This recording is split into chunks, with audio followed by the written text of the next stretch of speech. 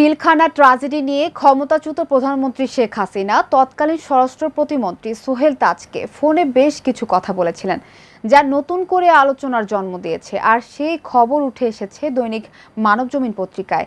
ঘটনার সময় যুক্তরাষ্ট্রে অবস্থান করা সোহেল তাজের দিকে অভিযোগের তীরও ছোড়েন অনেকে। এসব অভিযোগের বিষয়ে তার সাথে কথা বলেছে পত্রিকাটি। সেদিন শেখ হাসিনা ও তাজের মধ্যে কি কথা হয়েছিল তা নিয়ে বিস্তারিত থাকছে রিপোর্টে। তুমি আমেরিকায় বসে বসে বেশি বুঝো না, আমি দেখতেছি। ঘটনা ২০০৯ সালের ২৫ ও ২৬ ফেব্রুয়ারি।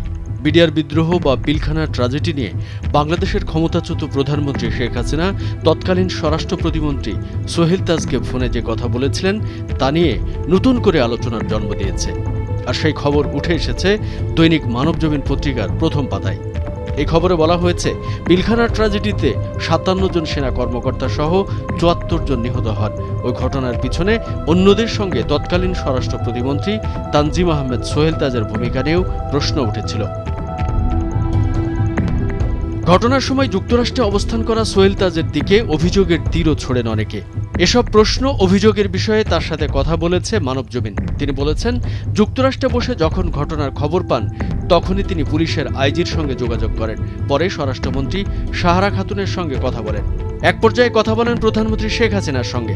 তৎকালীন প্রধানমন্ত্রী তার পরামর্শ না শুনে তাকে ধমক দিয়ে বলেছিলেন, আমেরিকায় বসে তুমি বেশি বুঝো না, আমি দেখতেছি। তুমি আমেরিকায় বসে বসে বেশি বুঝো না, আমি দেখতেছি। সোহেল তাজ বলেন, আমি যখন জানতে পারি পিলখানার মধ্যে গোলাগুলি হচ্ছে তখন দ্রুত ফোন দেই তৎকালীন আইজি নূর মোহাম্মদকে। আইজিকে দ্রুত ব্যবস্থা নেওয়ার কথা বলি, কিন্তু আইজি আমাকে জানান সেখানে স্বরাষ্ট্রমন্ত্রী আছেন।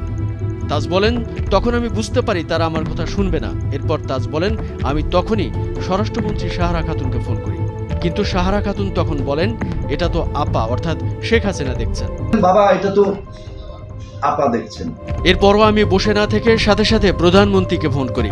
তাকেও আমি দ্রুত ব্যবস্থা নেওয়ার পরামর্শ দিতে চেয়েছিলাম, কিন্তু প্রধানমন্ত্রী আমাকে বললেন, আমেরিকায় বসে বসে তুমি বেশি বুঝো না, আমি বিষয়টা দেখতেছি। তখন আমার আর কিছু করার ছিল না বলে জানান তাজ। তুমি আমেরিকায় বসে বসে বেশি বুঝো না, আমি দেখতেছি। সোহেল তাজ মানবজমিনকে জানান, আমি দেশে ফিরে এসে আরও অবাক হই যখন দেখি স্বরাষ্ট্র মন্ত্রণালয়ের অধীনে ছিল বিডিআর, কিন্তু অলৌকিকভাবে সব হয়ে যাচ্ছে। আমি জানি না তখন কি হচ্ছে। কোঅর্ডিনেটর করে দেওয়া হয়েছে কর্নেল ফারুক খানকে। কর্নেল ফারুক তখন বাণিজ্যমন্ত্রী। বাণিজ্যমন্ত্রীকে কেন এই ঘটনায় কোঅর্ডিনেটর করা হয়েছিল আমি জানি না বলে জানান Sohel Taj. Why is Commerce Minister the coordinator?